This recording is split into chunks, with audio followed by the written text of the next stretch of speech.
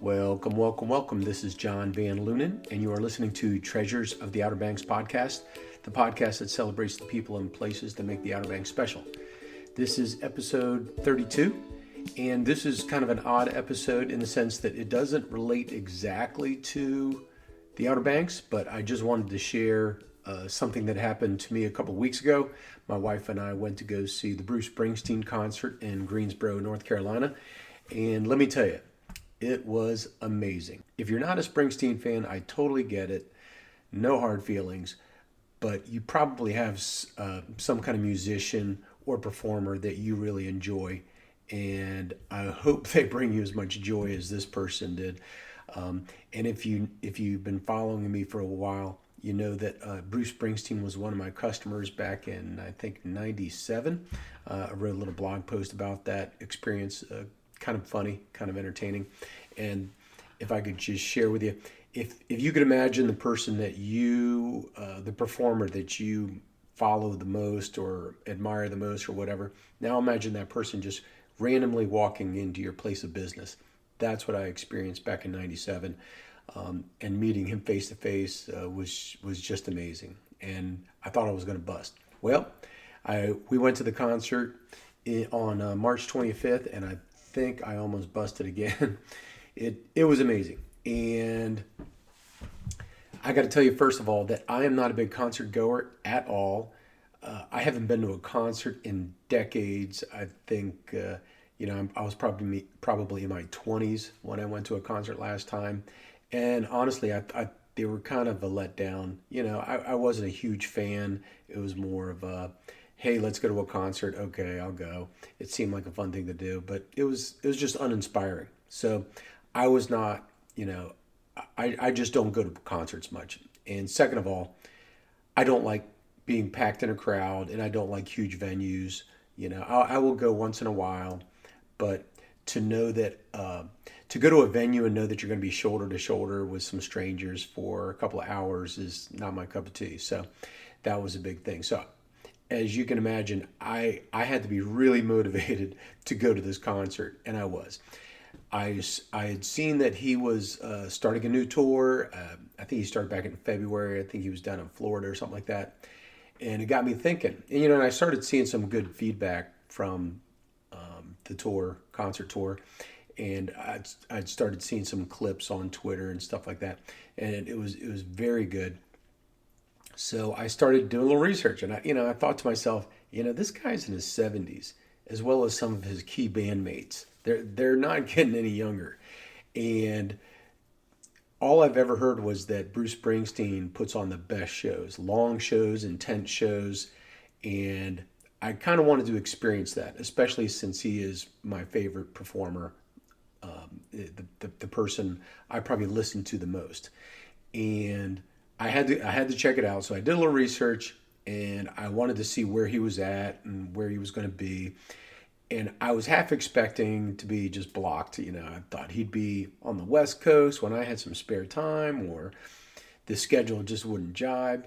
I was a little shocked to find out that he was going to be in Greensboro on a Saturday in March when I actually didn't have anything scheduled or planned. And my wife is a bit of a fan as well. She definitely likes him as well. She doesn't know the words to all the songs like I do. Not every song, but I know a lot of songs and a lot of words. And she's not quite there yet, but she definitely wanted to see Bruce Springsteen in concert. She brought it up a couple years ago. And so, surprisingly, he was not going to be performing in the Virginia Beach area. But, no big deal. Greensboro, 5 hours away. On a Saturday, we could handle it. And our kids are almost our kids are almost all out of the house now. So we're just trying to enjoy life a little bit more.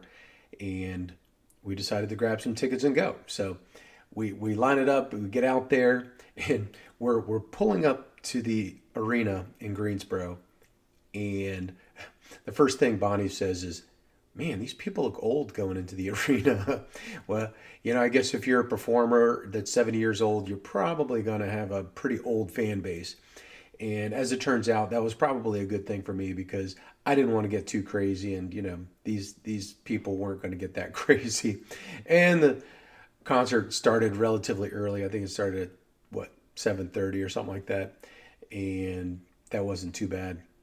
So anyway, we got out there early, found a great place to sit. The usher definitely hooked us up and helped us find a nice little bar we could sit in the lower bowl of the arena coliseum there. And I tell you, right from the get go, he came out and just performed like crazy. The energy that he came out with right off the bat was just amazing. And there's almost no hesitation between songs. It's one song after the next, after the next, after the next. And I had heard his song, his concerts are long, and I was just amazed at just the intensity with which he just kept performing, especially in his 70s, brings so much energy. It was just fabulous, and the the what do they call it? The play set or the song set, whatever you want to call it, you know, was excellent. It pretty much spanned a lot of his albums and eras, but it didn't go in chronological order. It just went from one song to the next, and he kept that intensity up for a long time, and then he kind of brought it down a little bit, and just kind of reset the energy a little bit, just to kind of take a little rest. And there's one or two songs that I thought were just okay. He did the Commodore's Night Shift, and I'd heard him do this on TV a little bit, so it was definitely a song that I think meant a lot to him, and I think he was using it to kind of honor some of the friends that he had lost over the years recently. So that's fine. And I will say, if I'm being really particular, I felt like Thunder Road was just a little lackluster. But other than that, the energy was amazing. And towards the end there, he kind of had like a grand finale where he just started knocking out some of his classic songs, one after the other, and walking through the crowd. He was tossing harmonicas to people, and it was just a great experience. I follow a few accounts on Twitter that talk about that show some clips, and it's fun. It's actually fun, kind of reliving some of parts of the concert through these Twitter clips. So that's definitely a treat. And I know people are talking about it being a spiritual experience, and I would almost agree with that. I had a smile on my face, I think, for the entire night because I just couldn't believe I was there and experiencing it and just listening to the energy. He gets the crowd into it. The crowd knows all the words and they start singing along, especially, in the refrains and stuff like that. He charges them up, and he's a little bit of a ham, and he honors his bandmates and stuff. It was just an amazing concert. I couldn't get enough of it. And towards the end, right at the very end there, I forget what song the last song the band played, but they finish. He kind of introduces them. They take a bow, and he congratulates them, high fives them as they're walking off the stage, one at a time, and they leave, and just leaving him all by himself, and he sings one last final solo. Just to kind of say goodbye and honor the people that were there. And I thought that was very classy. The guy is a performer. He just knows how to work the crowd. He knows how to entertain. He has fun out there. I think the band has fun out there. And you just can't help but, get caught up in the enjoyment and the fun. And that's what made it just so impressive. And that, he just did that one final solo by himself and walks off. And I think that concert was 2 hours 45 minutes, which was incredible that he could maintain that energy, and he just keeps doing it. And this tour, I was looking on the website and checking out the next tour sites and stuff. It's almost a year. I mean, he's going to be at it for, I forget, 10 or 11 months. Yeah, they take some little breaks here and there, but pretty amazing that they're just going to keep bringing it for 10 or 11 months. And I couldn't help but look to see where else he's going, and not surprised that New Jersey and New York are the beneficiaries of a lot of his visits, rightfully so. that's where he started. That's where his fan base is. By all means, go knock it out. But I couldn't help but see that he has some late summer stops in D.C. and Baltimore. D.C. is where I grew up. I'm a big fan of Baltimore, and one's at Camden Yards in Baltimore. I think early September. And I tell you what, I didn't think I'd be the kind of guy that would want to go to multiple concerts, especially the same guy, especially the same tour, especially, he's doing the same show more or less every night with small alterations. But it's definitely kind of a high. I wouldn't mind checking him out again in late summer up in Baltimore, outside at Baltimore Camden Yards. That sounds like it would be a lot of fun.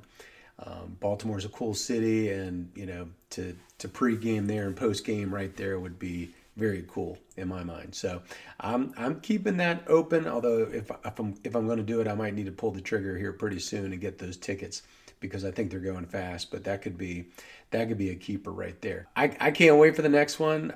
I hope he never stops, but if he does, I get it. He's in his 70s. He probably earned it. But man, I'm so glad that I was able to chalk that one up, and Bonnie was happy that she went too. And we kept talking even on the drive home the next day. We just kept talking about and remember this, and when they did that, and this was cool, and that was cool. We just kept reliving it for quite some time, and I was literally on a high for 2 or 3 days after that. I just couldn't believe I'd been there and experienced it. And I'd been to some concerts before a long time ago, and nothing ever made me feel like that. So that was definitely a cool experience. So I highly recommend it. And I know this was not about the Outer Banks, but this episode may be a perfect prelude to our next episode next week, where I interview Rebecca Prince Myers of Music Fest.